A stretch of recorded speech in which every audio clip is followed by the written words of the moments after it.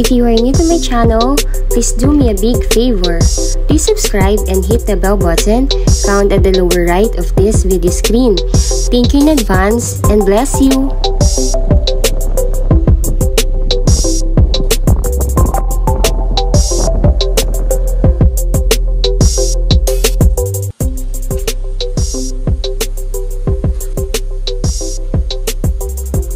Magandang buhay po sa inyong lahat.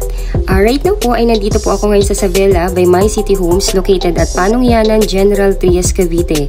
Nasa boundary po ito ng Amadeo Road at Tagaytay Road. Kaya kung climate ang pag-uusapan at ganda ng scenery at location, super nice po dito.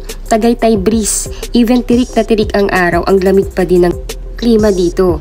Isabela is an eco-friendly village, so if you are tired of noise and busy life in the city, you will surely enjoy and love living in Isabela. Isabela is a well-planned development, features a 3-hectare eco-farm. This detailed planned community is owned by My City Homes. Isabela is a 47-hectare subdivision situated in the heart of Cavite.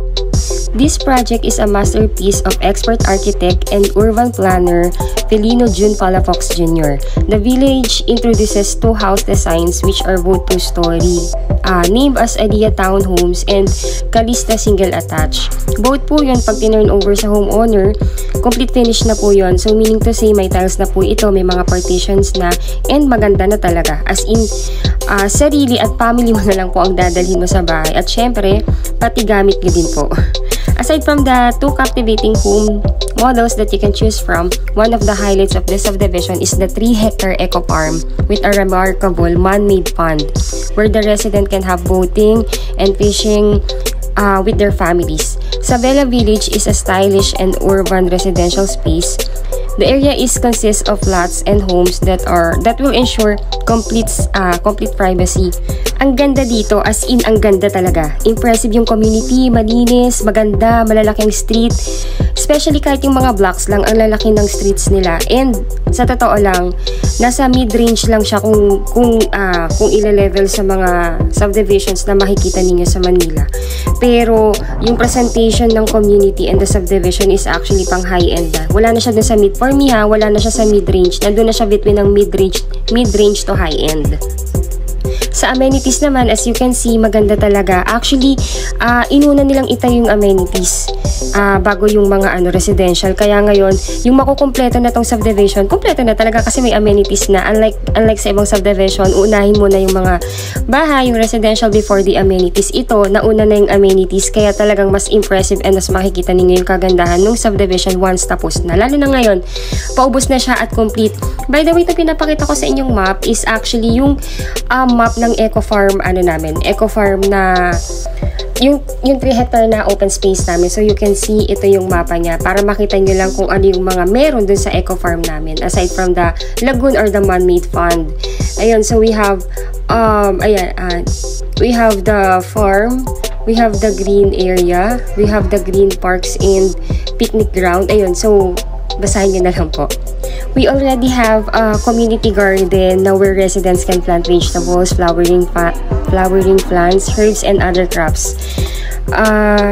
Also, here in Isabela, magkakaroon po dito ng mini zipline, trampoline, and rock climbing facilities and other outdoor activities for those who want weekend adventure right in the comfort of their home.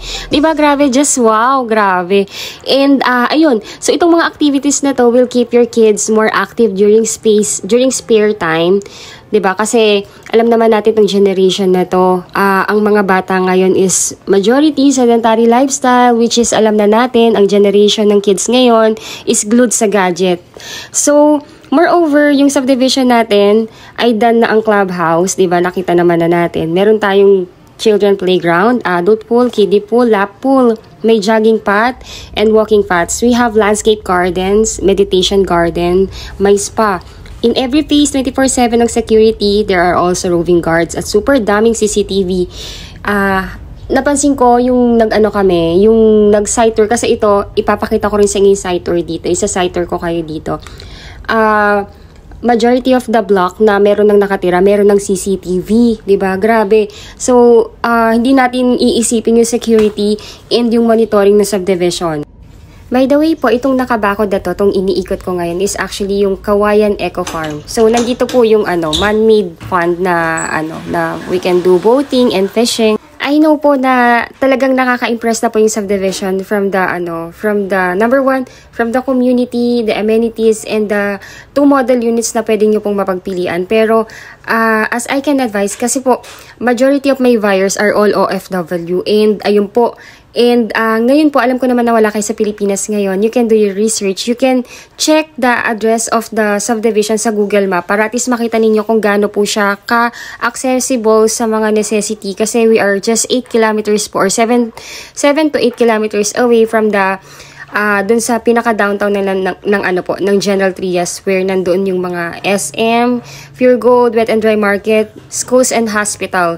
And ayun po, as you can see rin naman na along highway lang yung subdivision, pero mas best pa rin yung makikita ninyo sa Google Map kung ano po yung ina-expect natin sa subdivision natin. Ayun, so I will just make a community tour. And yung travel time po natin pag tayo ay galing sa PITX or NAIA Airport is around 1 hour and 30 minutes. That is through Cavitex Expressway. We have 2 options kasi. We can, pwede po tayong dumaan sa Cavitex, pwede rin sa Emilio Aguinaldo Road. Pero mas accessible, and for me, mas mabilis ang travel time pag Cavitex. Ayun.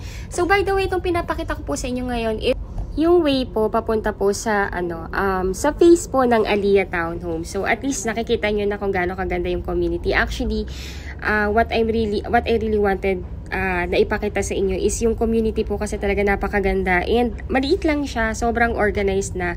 And ito rin po yung first subdivision actually na ang inuna talaga nilang gawin is yung amenities, then after nun is yung mga bahay. Pero ayun nga po, si Isabela po, because this is one of the best project na po dito sa General Trias, Cavite. Not also because of the climate, but also kasi yung developer, kilala po siya sa quality ng mga ginagawa niyang subdivision. Kaya po yung mga nakakakilala na po sa My City Homes, which is yung developer po, yun nga, nagsisearch yung mga buyer na kung saan yung mga next na na development and subdivision. Ayan, so we are already here po sa face ng Aliyah Townhome. So ayun, ang ganda ng community, no.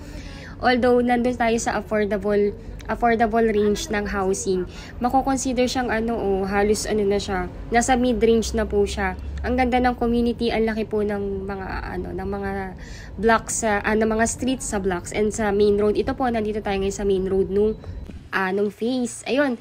So ang ganda po nung pagkakagawa, no. Contemporary modern design po ito. So Asian design siya actually, ang sabi sa amin. Nag-base to doon sa Japanese design na mga architectural ng kanilang design ng houses doon. So ayun po. So ayan, so pinapakita ko na po sa yung exterior design, yung exterior na pagkakadesign ng Aliyah Townhomes. Sa unang tingin pa lang, makikita mo kagad na napaka-sturdy ng bahay, napakatibay, napaka-masculine ng design and ng presentation. So, ayun po, Aliyah comes into 2 types ng design po, which is the bare finish and the complete finish. Pero I'm sorry to say po, right now po, ang natitira na lang po is yung mga bare finish. Kasi right now po, ubos na po yung mga complete finish.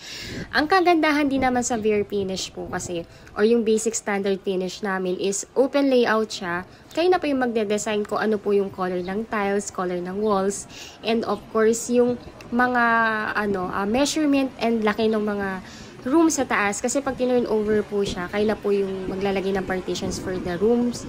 Ayun, so sa second floor po, dun po pwede ninyong ilagay lahat ng bedrooms. Ang capacity po nun is 3 bedrooms. Then may ceiling na po siya and naka-heat insulator na yung ceiling.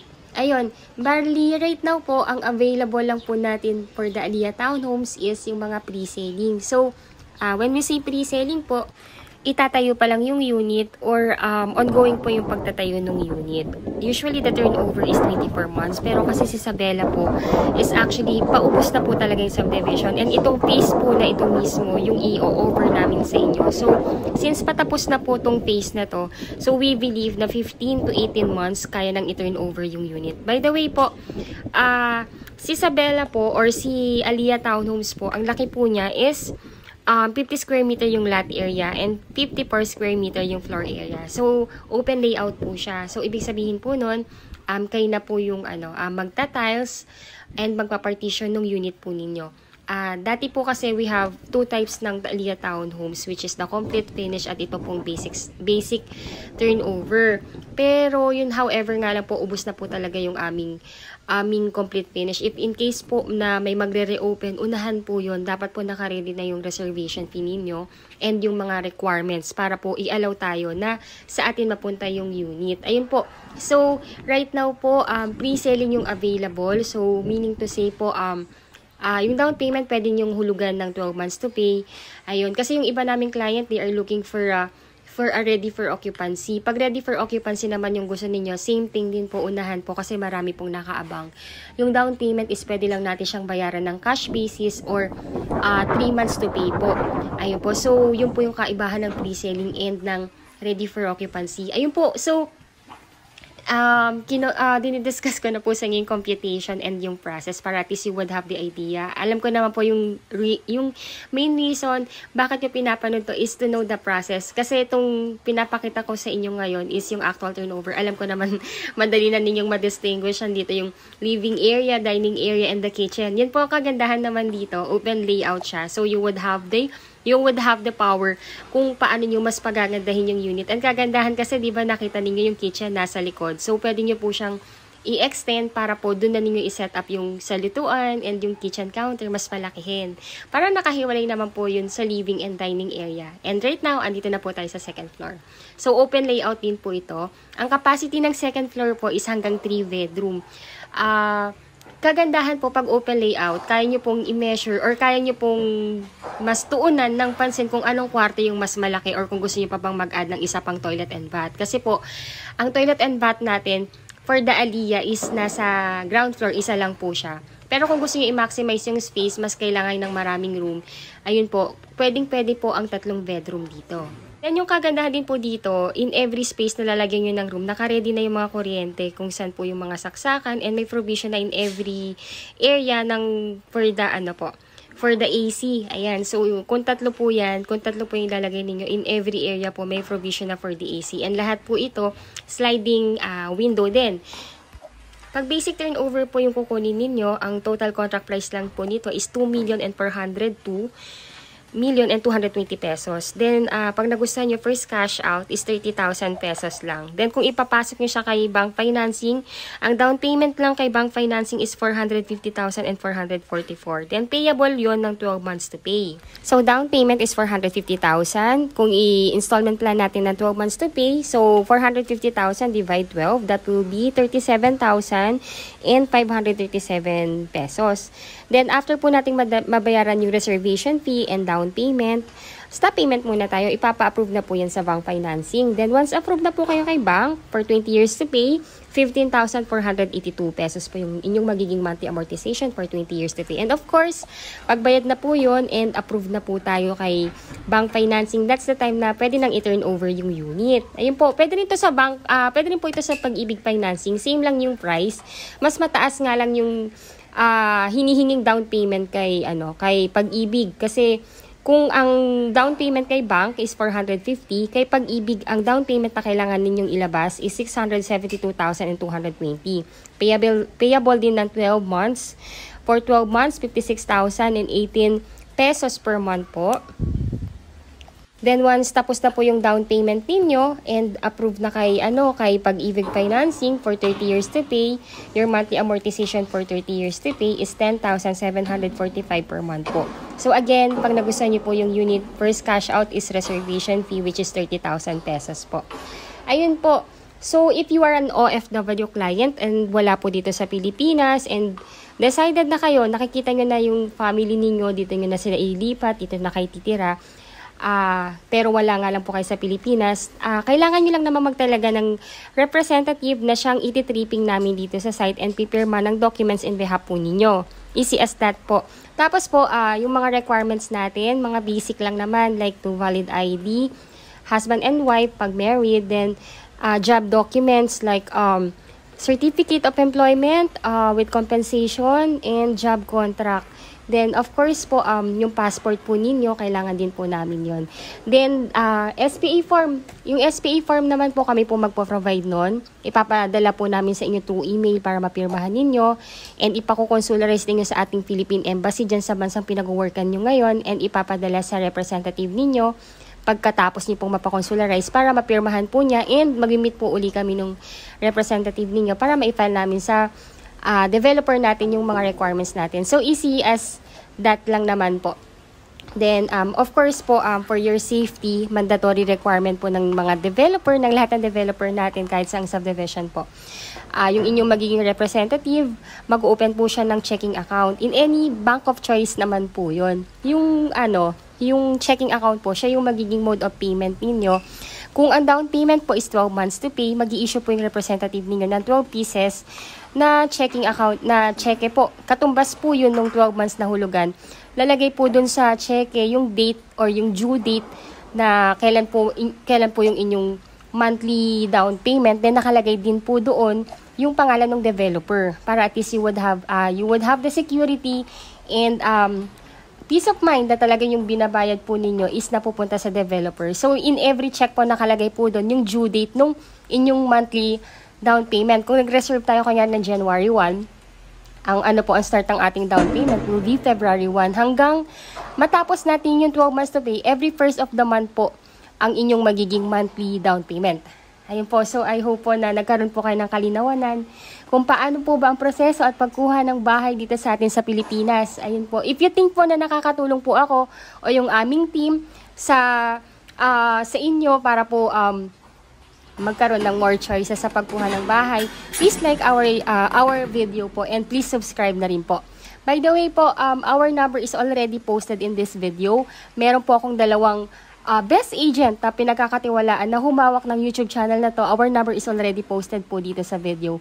So, ang name po nila is si Sir J. Margalio and si Miss Stephanie Francisco po. Ayun po. So, available po yung number namin sa Philippine number, Viber, WhatsApp, and Telegram. And pakibasa nyo po yung description ng video na to para mabasa nyo po yung complete details ng subdivision. And also, ilalagay ko po doon yung link ng mga Facebook account po namin para ma-add nyo po kami. Ayun po. Thank you so much po sa panunood ng aking video. And again, ingat po muna tayong lahat. And God bless po. Thank you po.